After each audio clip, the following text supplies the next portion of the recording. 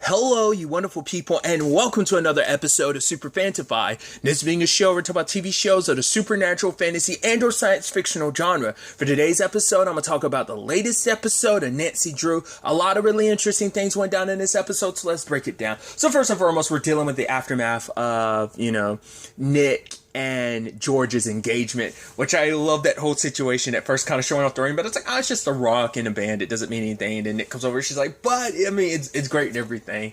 But then later on, sadly, she ends up losing it. And obviously I love like the shenanigans ensue of her trying to avoid Nick the entire time, while the rest of her siblings, Jesse, Charlie, and Teddy, like run interference when it comes to Nick. And they're kind of a little mean to Nick, which is such a shame because like he was talking to Ace about it earlier in the episode that he wanted to try and get closer to them, because it's like, yeah, they are going to be family, and it's like, of course you want to be close to like the three most important people to George. So like I think that was but every time he tried to take a step closer towards them, they all kind of shut him down. And obviously, like, George, he kind of eventually figures it out. I was like, right, you've been avoiding showing me your left hand the entire time. And she's like, what? No, this left hand just been at work. It's been to work. It's like, no, like, and it's like, she's like, I just want to avoid that look. But because for her, and it was really sweet. She's like, the look, every time she looked down on her hand, it reminded her she could picture the future they had together. And, for it to kind of be gone, it's almost kind of symbolic of just like, not being able to picture that future anymore. But Nick, it's like, if you ever need to like see that future that we plan together, like whatever time we have together, then just look at me and we can see that future together. It is just a rock. It is a symbol, but it doesn't, it's not the most important thing. Like, we are here, I'm here. That's what's most important in this moment, So I thought that was sweet. And then to find out Charlie's the one that actually took it, and her reasoning for it too, it's like, it is like, it was Nancy that suggested, like, right, it's always in the last place the least place you suspect, and it turns out Charlie's the one who took it, which is so interesting because like she did help run interference and stuff like that, but it turns out Charlie did it as a defense mechanism, because like anytime their mom had a new guy in her life, she'd run off, and Charlie was scared that her sister was going to do the same. But it's like, no, like, I'm here for you. I'm not going anywhere. And then, it's like, and Nick's going to be here. I'm always going to be here for you, and Nick will be here for you too. Like, it's part of joining a family. It's just like, yeah, it's understandable, like, with how flaky their mom can be sometimes. Like, extenuating circumstances made her that way, but still, it's just like, it does have rippling effects towards the rest of the family. What that does is like, it was kind of sad, because we did kind of learn, like, right, like she's got this thing for like misbehavior issues, and you see that kind of sparked even more in the fact that she stole her sister's engagement ring. But Nick kind of forges his signature. It's like, all right, you're officially part of the family now that you're forging Victoria's signature and everything. But I think maybe that was kind of supposed to be like a key sign early on that was her behind it. So I don't know, I just thought that was kind of fascinating little detail. But obviously, focusing, let's turn the camera towards the main overarching case. Obviously, we're continuing the Frozen Heart Killer case, which we find out that there was actually a serial killer that was active like 10 years ago. Well, that was active like 10 years ago, and then he stopped about 3 years ago. Apparently, he started in Alaska and then made his way down to like the 49 states, but it's like disappeared and didn't even answer. It's like, well, why would he come here to Horseshoe Bay, and why specifically after me? Like, what's the correlation there, which we're still unclear about. But essentially, I love that, like, Connor's doing the autopsies and stuff like that, and lo and behold, he turns around and the entire gang is there, which George makes a reference. She's like, oh, they have an icebox where the heart used to be. I'm like, is that, when I hear that, I immediately think of Omarion's song Icebox. But I'm like, is that actually a saying before that? Like, that's just going to be like my pop cultural reference will always be that song, because it's a freaking dope song. I love the remix in particular. But that's why I'm like, is that what that was a reference to? Or is that just like, no, like, it's just a natural, like, specific, like, reference to something? Like, maybe it's like a, like, like an old school writing reference or something, like, not saying it's this, but like, oh, maybe it's like something like Shakespearean type of reference or something like that I'm just not aware of. Like I said, that's just where my mind goes. But nevertheless, I love it. It's kind of like, yeah, you don't want us to investigate, you don't want us around, but it's like, well, we did save your son from that situation a month ago. I was like, it's been only a month. I'm like, it's crazy. This show takes place in such a short amount of time frame. It's nuts. Like, this show doesn't skip around a lot time frame wise, because like I said, season 2 to now was only a week. So, and like, everything with Connor's son was like, what, maybe episode 5 or 6, because that's around the time, like, because obviously season 1 got cut short because of the pandemic and everything. So, but it's like, that was like the earlier episode in like what was going to be like the arc of season 2. But it's like, I want to say like it had to be like episode like 5 or 6, because like the first 4 or whatever were finishing up everything from season 1. But so it's like, yeah, like that was only a month ago. It's like, man, a lot happens in this show in a short span of time. So it's like, once again, I fixate on just like time frames and stuff like that, because I think it's so fascinating knowing the timetable of a story. I say that time and time again. I need to shut up about it because I always bring it up. But it's like, holy crap, that was only a month ago. That's nuts. But nevertheless, because the reason why too is like that makes you think like how many cases or like how much stuff is happening in just a single day in this show. Like you never know, like a single day could be like 3 episodes for all you know. It's like that Dragon Ball Z thing. Like obviously it goes the most extreme route of it. Like the one that always everyone focuses on is the Frieza versus Goku battle on Namek. It's like, oh man, Namek's gonna blow up in 5 minutes. What? It's been like 17 episodes.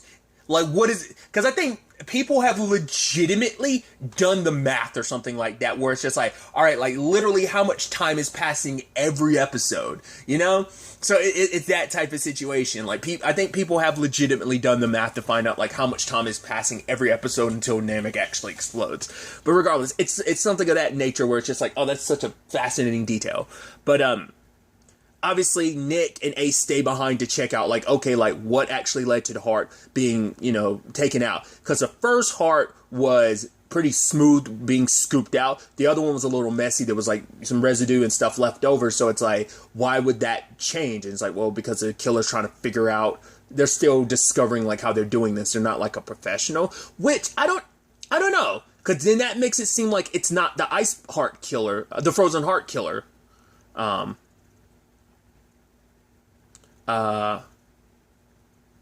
Which now I'm saying that like Frozen Heart Killer just makes me think of that Black Bear song Frozen,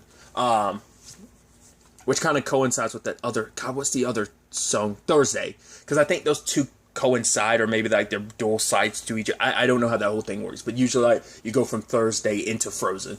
I think they're just like, I think maybe that's just like the back half of the song. I don't know. Regardless, it just made me think of that. But if this was like a serial killer from like 10 years ago, like wouldn't they like have that down pat? So like it might not be maybe we're either dealing with a copycat or we're dealing with like the child of that serial killer, like the child, like in crazy situations like this based on crime dramas I've seen and stuff like that. It's usually because like, oh, the killer might have gotten locked up for something else and maybe he was locked up for those 3 years, or he died 3 years ago, and that's why the killing stopped, and now a family member has picked up the mantle. Or maybe it just could be someone that was inspired or trained by him has picked up the mantle. But why now? Timing is interesting, and why specifically Nancy? That's the big thing. Because Nancy is picking up with her job at the police department. It's like, oh, cool, here's the, I'm ready to begin my job as community liaison, and it's like, oh, cool. I'd say, do I get a chair? So I'll make one. And I love that she's reading the lips of Park as he's like investigating, like questioning those kids again. And I love that he's like, you can read lips. Nice. Do you have X-ray vision too? And he closed the blinds, and she just almost got that innocent. I love that. Obviously, like, a big part of this episode, too, is, like, her dads being worried. Because Carson's got the approach of, oh, it's kind of, I'm kind of worried about you because potentially there's a serial killer. There's a killer at least targeting you. And it's like, you want to, like, walk there. She's like, well, you can always drive me if it's going to make you feel better. But it's like, yeah, because her car got impounded. So it's like, I'm going to be at the police station, safest place I could be. I mean, which, to be fair, things still went down in a police station last season, so it's not like that's 100% the safest place, but still, I'm surprised, like, it was, I guess that was, to be fair, those were special circumstances, but still. But this also brings up, like, Carson and Ryan's different parenting styles, where, like, Carson's just very worried and scared, whereas Ryan tries to play it, like, very fast and loose, because she's just like, nah, trying to be cool, like, give her space. He's like, the tighter you, like, hold on, the more they want to, like, rebel and stuff like that. But ultimately, Nancy ended up figuring out, like, obviously, Temperance came to help. It's like, oh, no, this is my town before it was yours. And besides, like, someone's targeting my youngest family member, so I need to help. So she uses a spell to connect her and Nancy's memory, which I'm like, you have to have a deeper reason for that. Like, I think her reasoning for doing everything is she's trying to... I would assume it's the entire group, like Nancy and all of them. Either she's trying to draw in the people that Nancy cares about most because it's a necessary part of whatever it is that she's actually up to. Because it seems like none of this is correlating to, like, the ending of last episode where she's got that map of Horseshoe Bay. Like I said, I'm assuming those are supposed to be, like, the magical ley lines underneath Horseshoe Bay, that, like, that blood, like, line that she got from, like, the cat's heart that she squished.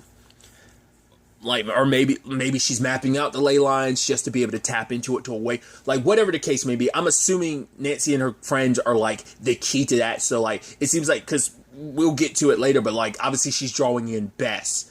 Like, it seemed like she might have been trying to get something specifically from Nancy. It's like, you know, it's like, oh, you should thank me. And Nancy's like, what, for roofing me? Like, you just, like, hijacked me and made me, like, yeah, you helped me in some regard. But it's like, even the fact is you were there, you know, it's like, oh, like, you know, there's only so much one mind can remember. So our collective minds pick up certain details now that they're combined together. But it's like, you were there keeping an eye on me and everything. That's also a little creepy that you were, like, stalking me. It's like, there's something there. It seems like she's laying the groundwork with Nancy. Like, I don't know whether she plans on needing, like, is she going to, like, sacrifice Nancy later on as a means? But I feel, like I said, I think slowly but surely she's drawing in all of Nancy's friends, because maybe this has something to do with the fact is that they were all part of that, you know, thing at the end to get rid of the Wraith. So, like, they are drawn and connected together. So maybe there's something because they were all there in that,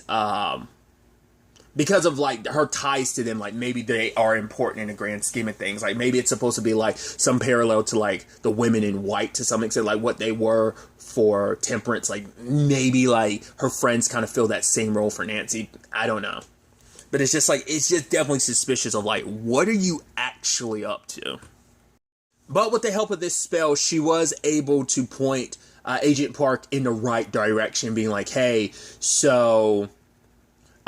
he's listening to a podcast someone is doing about the Frozen Heart killer, and so it's like, right, can't really tell you how. Like, I had, like, what's the basically, it's not, was it eidetic memory? Is that what she said? Because it's not like photographic memory. I don't know whether that's one of those, like, terminology things that have changed over the years. Like, multiple personality disorder became dissociative personality disorder. So I don't know if it's one of those things of, like, either they're two very different things, which is a possibility, or maybe, like, eidetic memory is more of, like, a apt description rather than, like, photographic. Maybe that's what that's supposed to be. But obviously he's like, yeah, that's not how that works, where it's like, oh, you have it there, but it takes a while for your memory to catch up for you to remember the details. It's like, no, that's not how that type of thing works. So you know, problem is, like, Agent Park's pretty smart, so in the grand scheme of things, it does, like, they were able to kind of identify, because Ace and Nick were trying out the different methods of how the heart was frozen, and they try liquid nitrogen, they tried dry ice, but there was that other factor that, like, Nick is like, right, we tried a liquid and a solid, how about trying a gas? And that ended up pointing them in the right direction. Nancy gives that information to Agent Park, and like the van and everything kind of pointed him in the right direction. But then Nancy remembered, like, right, if his home address is like in this 4th section, then why does he have parking spot thing for like the 6th section? So Agent Park could only get a warrant for one place, but Nancy ended up tricking Ryan into dropping her off to potentially the serial killer's den. He was disposing of evidence, so he had to have just been there fairly recently. But Ryan was under the impression it was like a white-collar crime thing that she was looking into. And he's like, oh, should I come with you or something? And she's like, no, Carson. You know, because Carson is actually, like, keeping tabs on her phone, like, trying to figure out where she is at most times. So, being the very overprotective parent. So, but when it comes to Nancy, it makes sense why he would be. So, Nancy goes in there and finds a heart that's burning, but she ends up stepping on a booby trap, and basically there are it's essentially like, it looks like it was nails. It was like a shrapnel mine set up. Luckily, she had told Agent Park the address, and finding out, like, you know, he went in firsthand to help Nancy, and almost like an action hero, rolled over the table, flipped the table up because she had already moved a little bit from sneezing, so the device was already kind of active. So it's like that was the only means out. So they ducked down, dodged the first one, and then dodged the second explosion, luckily. But Nancy blames herself. It's like, right, it's because of me. Like, you told me to sit still. Like, I compromised the investigation. Because she was just saying, like, don't come in here. Like, I'll figure a way out, because she didn't want to be responsible for someone that was dying because of her mistake. And I think he's like, yeah, like, she's like, aren't you going to, like, reprimand me or something? He's like, no, like, focusing on the case is more important. Like, almost like you can't, like, what's already done is done, so no point in, like, getting too caught up in it. And then, like, Nancy notices it's his hand to shake. He's like, oh, the adrenaline will pass. I think, like, Nancy really feels bad, because it's like, right, like, that could have gone extremely bad because of me, like. And then obviously Carson and, well, Ryan in particular kind of chews her out about it later, because it's like, Nancy, like, you manipulated me, and to go, because Carson chewed him out of, like, you let yourself get manipulated by Nancy. But Ryan's like, what am I supposed to do when she's the way she is? And so Carson's like, you can't just go off into, like, every time you're going into a fire or over a cliff, you bring everyone that you love with you. And that's been Nancy's, one of her biggest flaws, is, like, she still handles things alone. Like, yes, like, she's become more, like, yeah, her team is, like, with her friends and everyone is with her, like, do a lot of these investigations, but she still, like, goes a lot alone. Like, she doesn't let her dad, like, either one of her dads really know what's what. Obviously, she doesn't want to worry them, plus they'll try and stop her, but it's like, Carson's like, just meet us halfway, like, you know, let's have these conversations, let's at least be more transparent with each other about this. And she's like, all right, good night, dads. And Ryan's just, for him, it's like, I don't know how to be a parent, like, you know, because, I mean, considering his upbringing, it's understandable, plus, like, he got thrust into this. Carson, at the very least, had 18 years to figure a thing, still stumbling along the way, but he's still, like, 18 years of understanding what, like, Nancy, what she does, and understands how she operates. Ryan's just getting associated with this. Like, he's just only started stepping into that parental role. Now, he tiptoed there last season, but he's trying to step into it more this season, especially because it's like, what can I offer her? I'm not smart. I don't really have a business. Like, I don't know who I am, which Carson's like, you know, I can't give you those answers. Like, it's something that, you know, Ryan's got to figure out for himself, like, who he is now, outside of everything. Obviously, they can work together as a team with Nancy's being Nancy's dads, but it's, at the same time, it's like, you've also got to figure out your role in everything, like, who you want to be and who you want that to be in relation to, like, Nancy, so. But like I said, I always think that's such an interesting, like, once again, talking about characters with, like, their innate flaws in certain regards, like Hope, for example, you know, with this week's episode of Legacies, of, like, a reminder of, like, yeah, you kind of have blinders on when it comes to Landon. So it's kind of a similar thing with Nancy, where it's just kind of like she always kind of rushes into the fire alone. So that's kind of an interesting development.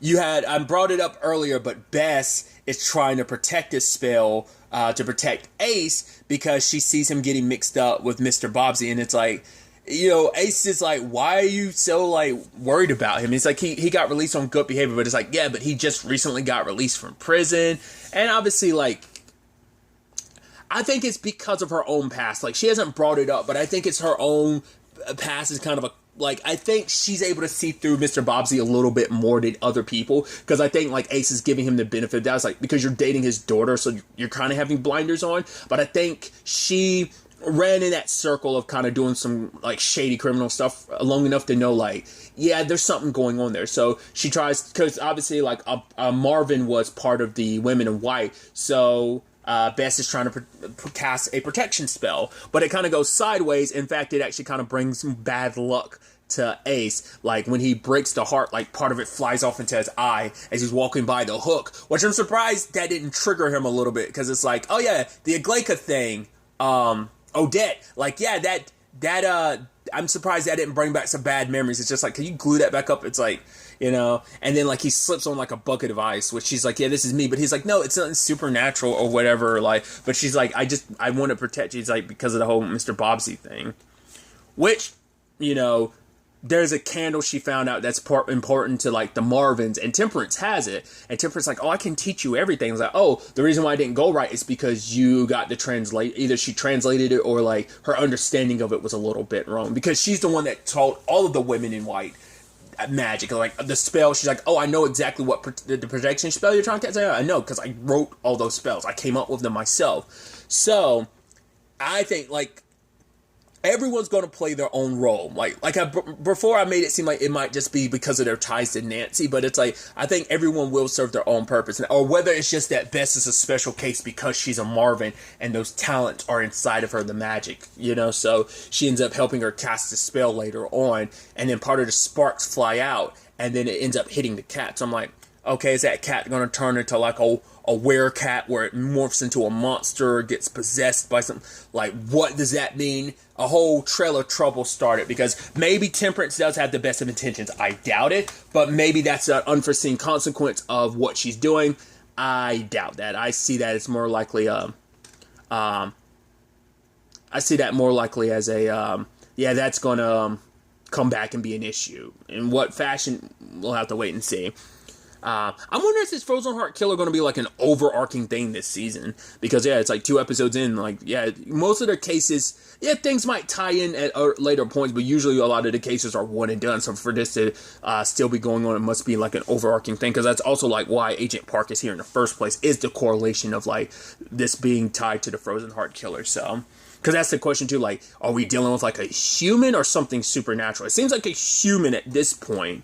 It seems like we got a little more clarity in that regard, but we'll see where things kind of go from there. And then also we have Ace, you know, he was just picking up Mr. Bobbsey, and it's like, oh, he's got blood on his hands. And it's like, Ace is like, get out. Like, I offered to give you a ride. I'm not going to become like an accomplice to what you're doing, which he was immediately, oh, you're going to pay for this. I'm like, what? Because he won't go along with whatever shady business you're associated with, which is sad because you don't realize it already, Ace, but you're in the middle of it, because we found out last episode with Carson, like, oh, that those deliveries you're making, you're a courier kind of carrying analog messages back and forth with some pretty bad people. So it's like, yeah, you're neck deep in this. So I'm assuming that's what he's referencing, like, oh, he's going to throw Ace under the bus later on when it comes to all of this stuff. Like, it's going to come back because Ace is automatically drawn into this because of I'm curious to see what kind of effect this has later on his and Amanda's relationship, because that's definitely going to be interesting. Because we don't know if Amanda still ever got back to him about, like, oh yeah, like, he said he was doing stuff for her dad, so we'll have to wait and see where things kind of go from there. Especially because, like, once again, wasn't it like Gil was looking for their mom? I think I remember mentioning Gil was off somewhere, but I don't think I remembered at the time. Like, but I do remember now, like, he's off looking for his mom. So I'm curious what kind of correlation that's going to have with the story. So it's definitely going to be interesting to see where all of that ends up taking us going forward into the next episode. But really, that's all I want to talk about. Till next time we meet, be happy, be safe, live life to the fullest, and enjoy it. Good day and goodbye.